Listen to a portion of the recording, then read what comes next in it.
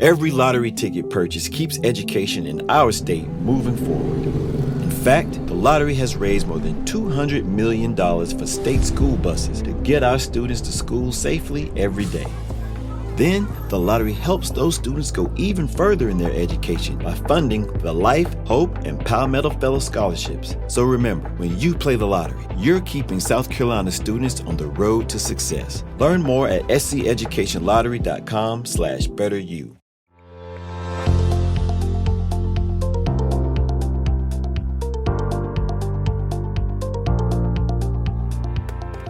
Todo lo relacionado con nuestros peques nos genera bastante preocupación, aunque conforme crecen los problemas no desaparecen, simplemente se transforman.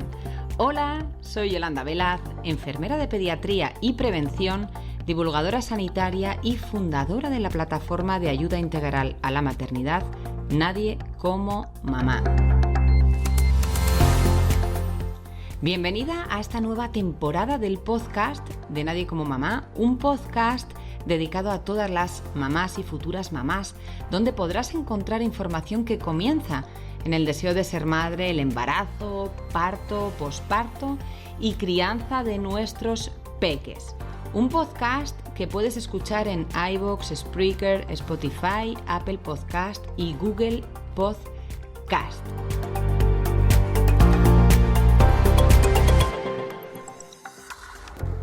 Hoy quiero contarte todo lo que tienes que saber sobre el brote de tosferina en Occidente y, por supuesto, no se libra España, donde tenemos dos segmentos importantes. Por un lado, el brote en adolescentes y adultos y, por otro lado, los casos que afectan a bebés por debajo de los 3 meses.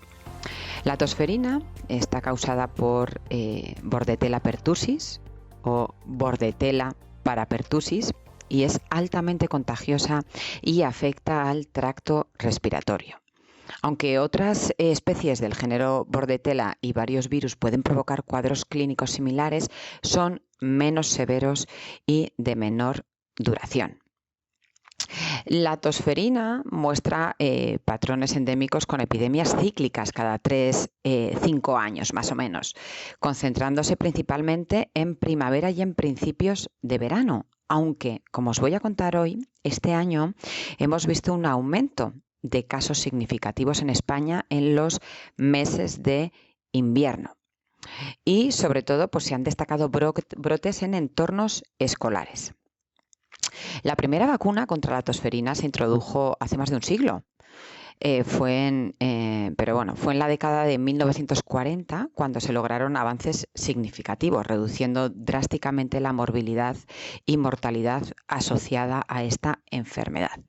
Sin embargo, la continua circulación del patógeno y su capacidad de evadir la inmunidad mantienen desafíos vigentes, como hemos dicho, ¿no? De forma cíclica. En España, la vacunación sistemática desde la década de 1960 ha incluido dosis primarias a los 2 y 4 meses y 2 dosis de refuerzo a los 11 meses y 6 años.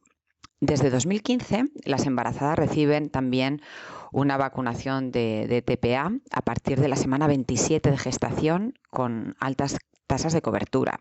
¿El objetivo cuál es? Bueno, en ese caso, cubrir a los lactantes antes de esa primera vacunación. Entonces, si te cuento todo esto, ¿por qué se está produciendo el aumento de casos de tosferina? Bueno, pues la vacunación es clave en la prevención de brotes, ¿no? Pero muestra limitaciones en la duración de la inmunidad.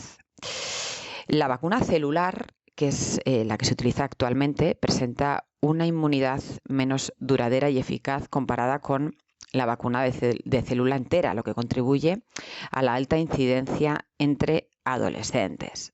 Según RENAVE, que es la Red Nacional de Vigilancia Epidemiológica en España, pues como os he dicho, la tosferina muestra brotes epidémicos cada 3-5 años, con un aumento significativo en 2010, un pico máximo en 2015. Durante la pandemia, durante 2020-2022, la incidencia disminuyó, pero es desde mediados de 2023 se observa un rápido crecimiento marcado por una nueva ola.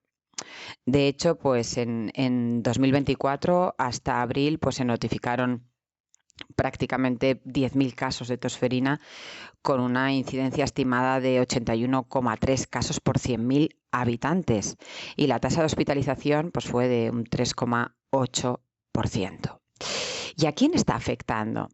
Bueno, pues el 68,7% de los casos ocurrieron en menores de 15 años, destacando el grupo de 10 a 14 años con el 38,7% de los casos. Os decíamos que habíamos visto esos brotes escolares.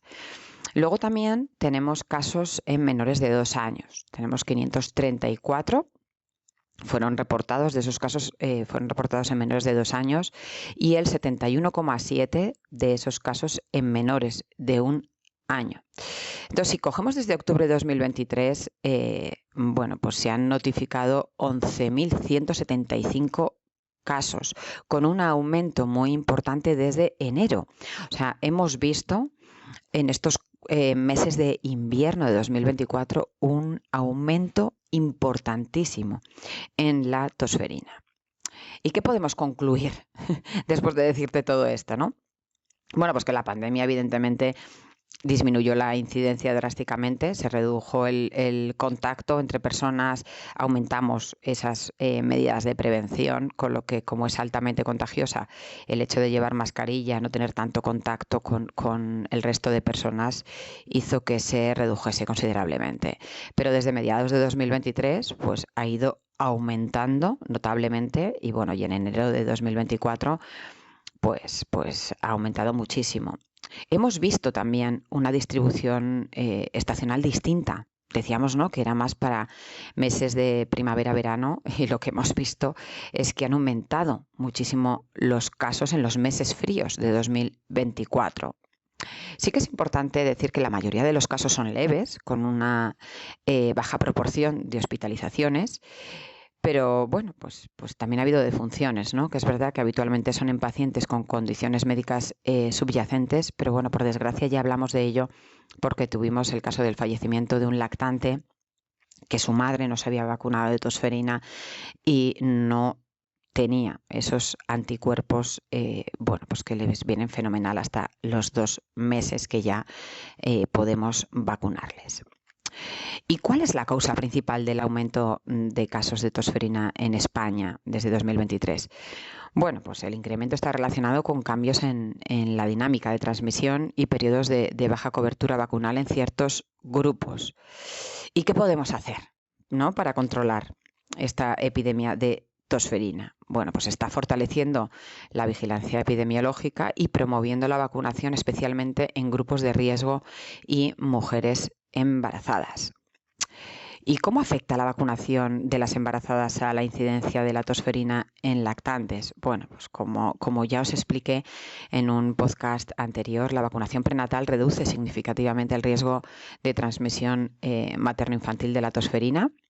Y por desgracia, pues bueno, pues ya tuvimos ese caso de defunción en una mujer que no se había vacunado. Entonces, importantísima la vacunación en embarazadas para proteger al lactante durante los 2 primeros meses de vida. Recordad que no podemos vacunar a los lactantes de tosferina hasta los 2 meses. Entonces tenemos ahí esa franja de 0 a 2 que necesitamos esa vacunación, esa dosis extra, ¿no?, en mujeres embarazadas para proteger a los lactantes. ¿Y cuáles son las limitaciones de la vacuna celular frente a la vacuna de célula entera, ¿no? Pues decíamos que la vacuna acelular ofrece una inmunidad menos duradera y efectiva y está contribuyendo, ¿no?, a la alta incidencia de la enfermedad en adolescentes y adultos. ¿Y qué estrategias, ¿no?, se pueden proponer para reducir esos brotes de tosferina que estamos viendo en adolescentes y adultos que luego, lógicamente, contagian a los lactantes? Bueno, pues se propone administrar dosis de recuerdo en la preadolescencia y considerar la revacunación en adultos, ¿no?, para mitigar la aparición de brotes. Y bueno, pues ¿cuál es el rol de las nuevas vacunas, ¿no?, como la BPZE1, en el control de la tosferina? Bueno, pues está en desarrollo esta vacuna, pero sí que muestra un potencial para reducir la transmisión del patógeno y limitar, en ese caso, los brotes epidémicos recurrentes que estamos viendo en los últimos años. En resumen, es imprescindible la vacunación frente a la tosferina y es importante saber que, dada la incidencia en adolescentes, se está proponiendo administrar una dosis de recuerdo, y que también es importante que sepáis que tenemos nuevas vacunas en desarrollo que muestran avances en la reducción de la transmisión, y de esa forma pues posiblemente podamos limitar los brotes epidémicos recurrentes que estamos viviendo en los últimos años. Estamos a 20 de junio y el próximo podcast, el de la semana que viene, es el último del mes y, como bien sabes, pertenece al podcast de Hoy se come, una colaboración que comenzó en enero con María Marqués, nutricionista infantil, y que en este mes de junio vamos a enseñarte a descifrar el etiquetado de los productos, que tiene su miga, sobre todo para que no te vendan gato por liebre. Hay que saber leer bien la letra pequeña de las etiquetas para entender sobre todo pues el consumo de sal, de azúcar, el ingrediente principal, los porcentajes.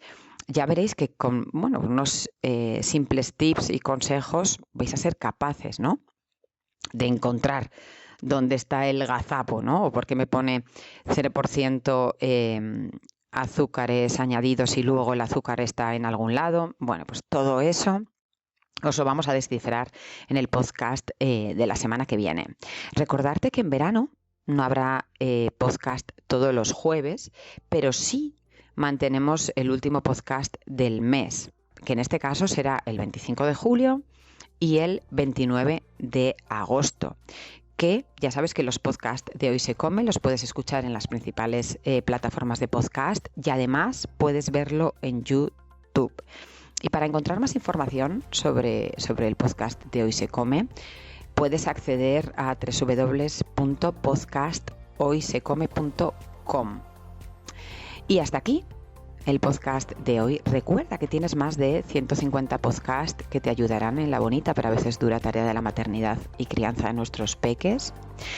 Que nos vemos el jueves que viene, y que recuerda que si quieres estar actualizada de todo, te espero en mi Instagram, que es @yolanda_vela. También me puedes encontrar en TikTok y por supuesto en www.nadiecomomamá.com. Muchísimas gracias por estar al otro lado, porque sin ti nada de esto tiene sentido.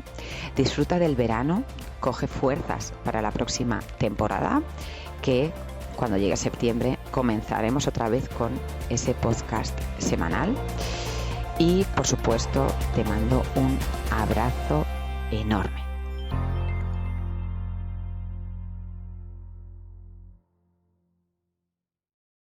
One lottery ticket makes a big difference for our state students. And when I say big, I mean bigger than jackpot big. Since 2002, South Carolina students have benefited from more than $6 billion in lottery-funded scholarships and grants, including the Life, Hope, and Palmetto Fellow Scholarships. With every lottery play, you're supporting our students, and that adds up in a big way. That's why education is our middle name. Learn more at sceducationlottery.com/betteryou.